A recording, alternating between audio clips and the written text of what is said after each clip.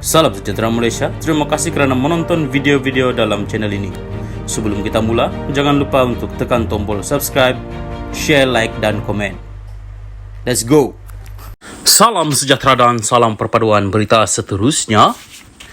SPRM nak panggil bekas Menteri Tan Sri sekali lagi. Berita penuh. Suruhanjaya Pencegahan Rasuah Malaysia SPRM dijangka akan memanggil bekas Menteri Kanan dan seorang ahli perniagaan bergelar Tan Sri untuk soal siasat sekali lagi berhubung dakwaan penyelewengan dana awam lebih RM2.3 bilion ringgit. Langkah itu diambil selepas SPRM dilaporkan merampas beberapa dokumen berhubung pengambil alihan saham yang melibatkan syarikat senarai awam. Langkah berkenaan yang berlaku pada 1990-an didakwa memberi kesan buruk kepada negara sehingga menyebabkan kemerosotan ekonomi Malaysia. Dua tokoh masyarakat itu termasuk ahli perniagaan yang bergelar mungkin dipanggil semula tidak lama lagi. Selain kedua-duanya, SPRM juga memanggil beberapa individu termasuk seorang peguam, juru audit dan wakil sebuah syarikat untuk mendapatkan lebih banyak dokumen yang diperlukan untuk siasatan, lapor utusan Malaysia yang memetik sumber tidak dinamakan. Difahamkan dokumen yang dirampas itu termasuk kertas perbankan serta dokumen daripada Suruhanjaya Security dan syarikat pemaju. Laporan sama menyebut seorang lagi ahli perniagaan terkemuka juga diminta hadir esok untuk disoal siasat SPRM. Ketua Pesuruhjaya SPRM Azam Baki dilaporkan mengesahkan perkara itu dan berkata kes itu disiasat di bawah Seksyen 23 Akta SPRM iaitu kesalahan membabitkan salah guna kuasa untuk mendapatkan suapan selain undang-undang anti pengubahan wang haram. 2 hari lalu, Bernama melaporkan SPRM sedang menyiasat seorang bekas Menteri Kanan dan ahli perniagaan terkemuka bergelar Tan Sri atas dakwaan penyelewengan. Memetik sumber, Bernama berkata siasatan itu adalah lanjutan daripada Pandora Papers. Siasatan tertumpu kepada penjual saham syarikat tersenarai di Bursa Malaysia, pemilik aset berharga oleh ahli perniagaan itu, bekas Menteri Kanan serta ahli keluarga yang dianggarkan bernilai berbilion ringgit di dalam dan di luar negara. Salam sejahtera dan salam perpaduan kepada seluruh rakyat Malaysia. Berita panas hari ini dipetik daripada Malaysia Kini bertajuk SPRM siasat bekas Menteri Kanan Tan Sri seleweng RM2.3 bilion dana negara. Berita penuh. Seorang bekas Menteri Kanan dan seorang tokoh perniagaan bergelar Tan Sri disiasat Suruhanjaya Pencegahan Rasuah Malaysia berhubung penyelewengan dana negara bernilai lebih RM2.3 bilion ringgit. Menurut sumber, siasatan itu dijalankan mengikut Akta Suruhanjaya Pencegahan Rasuah Malaysia ASPRM 2009 dan Akta Pencegahan Pengubahan Wang Haram Pencegahan Pembiayaan Keganasan dan Hasil daripada Aktiviti Haram 2001. Sumber berkenaan berkata siasatan itu adalah kesinambungan dan lanjutan daripada pendedahan dokumen-dokumen sulit oleh International Consortium of Investigative Journalists ICIJ berhubung transaksi-transaksi yang disyaki berlaku di beberapa pusat keuangan luar pesisir.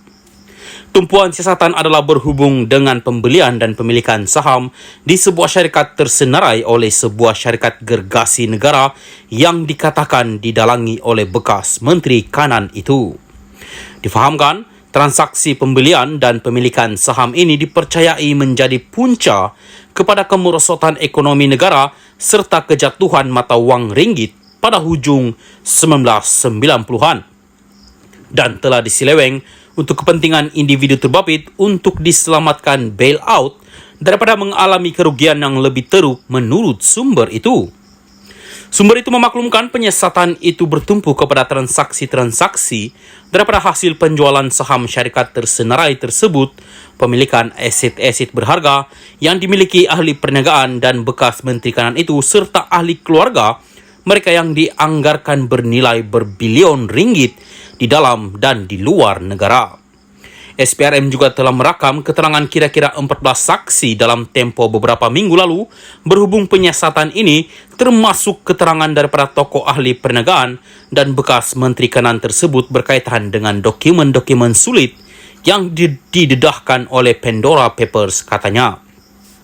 Sementara itu, Ketua Pesuruhjaya SPRM Tan Sri Azam Baki ketika dihubungi mengesahkan perkara tersebut dan berkata, siasatan bertumpu pada Seksyen 23 Akta SPRM 2009 berhubung kesalahan salah guna kuasa untuk mendapat suapan dan kesalahan pengubahan wang haram di bawah Seksyen 4-1 AMLA TFPUAA 2001.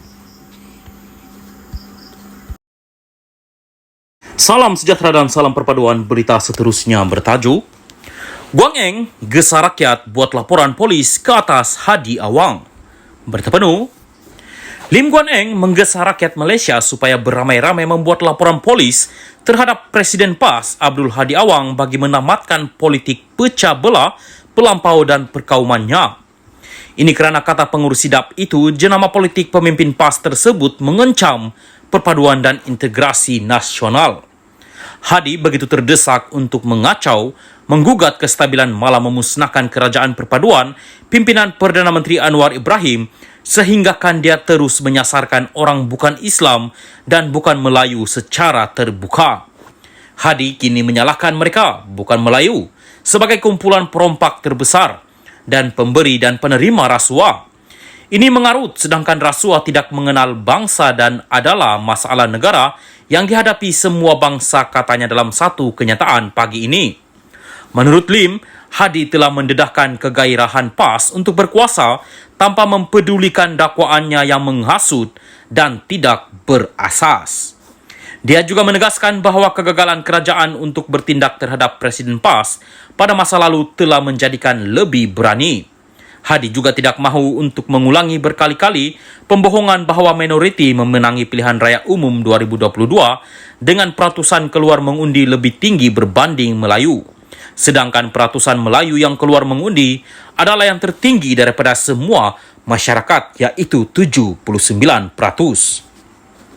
Bagaimana orang Islam hilang kuasa sedangkan semua jawatan penting dalam negara dipegang oleh orang Melayu dan orang Islam? Malah dalam kabinet yang mempunyai 28 anggota, hanya ada 9 menteri bukan Islam. Dan daripada 148 ahli parlimen kerajaan perpaduan, 77 adalah beragama Islam, iaitu lebih berbanding 72 ahli parlimen Islam dalam Perikatan Nasional tambahnya. Sambil menyifatkan Hadi dan PAS sebagai ancaman yang jelas dan nyata kepada wawasan Malaysia milik semua, pemimpin DAP itu berkata provokasi sedemikian tidak boleh diabaikan. Dalam cita-cita Hadi yang buta untuk menyatukan orang Melayu di bawahnya, Hadi telah memaparkan dirinya bersedia untuk mengkhianati dan mengorbankan hak asasi perlembagaan orang bukan Islam dan bukan Melayu. Kegagalan untuk menentang percubaan berbahaya ini untuk mensabotaj, menjejaskan dan menggantikan kerajaan perpaduan yang telah memenangi undi percaya di parlimen adalah sama dengan tidak menghormati raja dan parlimen, tambahnya lagi. Sekian berita, salam Malaysia Madani.